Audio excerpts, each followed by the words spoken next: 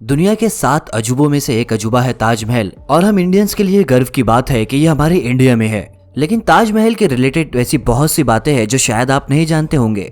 क्या शाहजहां सच में ताजमहल के सामने उससे भी ज्यादा खूबसूरत एक काला ताजमहल बना रहा था? और 16वीं सदी में जब कोई आधुनिक टेक्नोलॉजी भी नहीं थी तो उस समय ताजमहल को इतना परफेक्ट और इतना विशाल काय कैसे बनाया गया? और दोस्तों, सबसे मोस्ट कॉमन सवाल जो कि आज भी मिस्ट्री बना हुआ है कि क्या शाहजहां ने सच में ताजमहल बनाने वाले वर्करों के हाथ काट दिए थे और इस बात का कुछ सबूत है या नहीं? तो दोस्तों, इन सारे सवालों के जवाब आपको आज की इस वीडियो में मिलने वाले हैं, तो वीडियो के एंड तक बने रहिए। सबसे पहली बात, ताजमहल को एक ऐसी जगह पर बनाया जाना था जहाँ पे इस तरह की ऊंची बिल्डिंग बनाना एक नामुमकिन सा प्रोजेक्ट था और उस समय कोई ऐसी एडवांस टेक्नोलॉजी भी नहीं थी जो कि ये बता सके कि एक नदी के किनारे इस तरह की बड़ी बिल्डिंग किस तरह से बनाई जाए। दोस्तों, ताजमहल को यमुना नदी के किनारे बनाया जाना था। जब ताजमहल की बुनियाद रखी जा रही थी तो कारीगरों से गड्ढा कराया गया, लेकिन ये गड्ढा कुछ ही समय बाद रेत से भर गया। सबसे बड़ा मसला यह था कि वहाँ की मिट्टी रेतीली भी थी और साथ ही साथ गीली भी थी। वर्कर्स के सामने बहुत ही बड़ा मसला आ गया, लेकिन उन्हें इनका हल निकाल कर ताजमहल को बनाना था।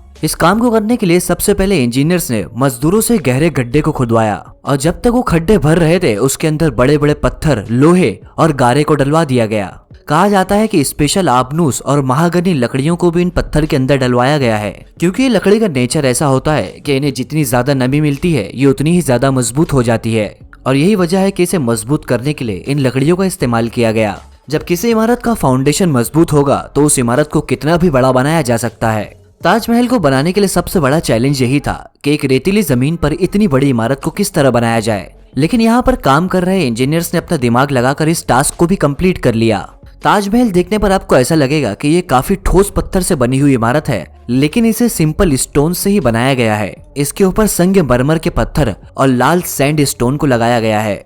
इन रेड सैंड स्टोन के ऊपर नक्काशी का काम किया गया है। आपको हम बता दें कि इंडिया के अंदर पत्थरों के ऊपर नक्काशी का काम 10वीं सदी के बाद से ही होता चला आ रहा है। पूरी दुनिया भर में इंडिया अपने पत्थरों की अमेजिंग नक्काशी के लिए जाना जाता है और आज भी दुनिया भर में 10वीं सदी के पहले के बहुत सारे स्ट्रक्चर्स आपको देखने को मिलेंगे जहाँ पे इसी तरह की बारीक कारीगरी और नक्काशी की गई है। ताजमहल को बनाने में इसकी बारीकी पर बहुत ही ज्यादा ध्यान दिया गया था। इसमें लगाए जाने वाले संगमरमर के पत्थर को बहुत ही पतली रस्सी से काटा जाता था। इसे काटने के लिए रेत और पानी दोनों भी चीजों का इस्तेमाल किया जाता था। आज के टाइम पर भी जब ताजमहल की मरम्मत का काम चल रहा होता है, किसी भी मॉडर्न टेक्नोलॉजी का यूज करने के बजाय पुराने ट्रेडिशनल तरीकों से ही ताजमहल की मरम्मत की जाती है।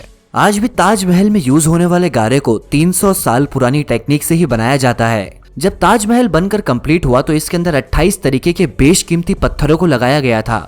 इसमें जेड और क्रिस्टल को चाइना से मंगवाया गया था, लेपस लेजली को अफगानिस्तान से, टर्कोइश को तिब्बत से, सफायर्स को श्रीलंका से, जस्पर को पंजाब से और गार्लेनियर पत्थर को अरब से मंगवाया गया था। आपने एक कहानी ताजमहल के रिलेटेड ये भी सुनी होगी कि शाहजहां ने ताजमहल बनाने वाले कारीगरों के हाथ काट दिए थे, मगर दोस्तों इस बात में कोई भी सच्चाई नहीं है। लेकिन शाहजहां ने ऐसा किया था, जो भी कारीगरों ने ताजमहल में काम किया था शाहजहां ने उन्हें जिंदगी भर की पगार दे दी थी और एक इकरारनामा ऐसा लिखवाया कि वो आज के बाद इस तरह की इमारत कभी नहीं बनाएंगे। शाहजहां ने काम करने वाले कारीगरों के हाथ नहीं काटे। इस बात का सबूत यह है कि जिन्होंने ताजमहल के अंदर काम किया था उन्हीं में से बहुत सारे ऐसे लोग थे जिन्होंने दिल्ली के लाल किले को बनाने के अंदर अपने हुनर दिखाया। जाहिर सी बात है, अगर हाथ कटा होता तो दिल्ली के लाल किले पर ये लोग काम किस तरह से करते। शाहजहां अपने जीते जी एक ताजमहल और बनाना चाहते थे, जो था काला ताज, जो कि यमुना नदी के दूसरी तरफ बनाया जाना था और ये ताजमहल के बिल्कुल सामने होता। काले ताजमहल के बनने का प्रोसेस शुरू हो चुका था, लेकिन घर के आपसी विवाद की वजह से शाहजहां के इस काले ताजमहल का काम रुक चुका था। उस समय ताजमहल को बनाने में 4 करोड़ रुपए लगे थे। अगर आज के इन्फ्लेशन को काउंट किया जाए तो ये पैसा 57 अरब 60 करोड़ रुपए होता है। कहा जाता है कि उनके बेटे औरंगजेब ने ही इस काले ताजमहल का काम रुकवाया था, क्योंकि अगर इतना ज्यादा पैसा ताजमहल को बनाने में ही लग जाता तो फिर हुकूमत चलाने के लिए इनके पास पैसे ही नहीं बचते। अगर काला ताज बन जाता तो आज ये ताजमहल से भी ज्यादा खूबसूरत होता, लेकिन विवाद के चलते ये काला ताज का काम रोक दिया गया। लेकिन यूएस के एक डॉक्टर ने ताजमहल के सामने 10 साल तक रिसर्च की और उन्होंने अपनी रिसर्च के अंदर ये बताया कि यहाँ पर कोई भी ऐसे सबूत नहीं मिले हैं जो कि ये बताते हैं कि यहाँ पर काले ताजमहल का बनने का काम शुरू हो चुका था। सालों तक रिसर्च करने के बाद ये कहा गया कि काले ताज की कहानी एक झूठी कहानी थी। रिसर्च ने यह भी साबित किया कि ये सिर्फ अफवाह है और शाहजहां इस तरह का काला ताज बनाना ही नहीं चाहता था। लेकिन रिसर्च के अंदर एक चीज ये साबित हुई कि जिस जगह पर काला ताज की अफवाह उड़ी गई थी उससे पहले वहाँ पर एक बहुत बड़ा बगीचा था और आज भी इस जगह को मेहताब बाग के नाम से जाना जाता है। ताजमहल की जो साइड आज एंट्री के लिए चालू है, जो साइड का फोटोज और वीडियोस हम देखते हैं, दरअसल वो ताजमहल की अपोजिट साइड है, यानी कि ये ताजमहल का पिछला दरवाजा है। ताजमहल की फ्रंट साइड पीछे की तरफ है, जो कि नदी के किनारे के सामने से नजर आती है। पहले के समय में शाहजहां और उनके शाही मेहमान पीछे नदी की तरफ से आते थे और ताजमहल की यही पीछे की साइड को सबसे सुंदर सजावट की गई है।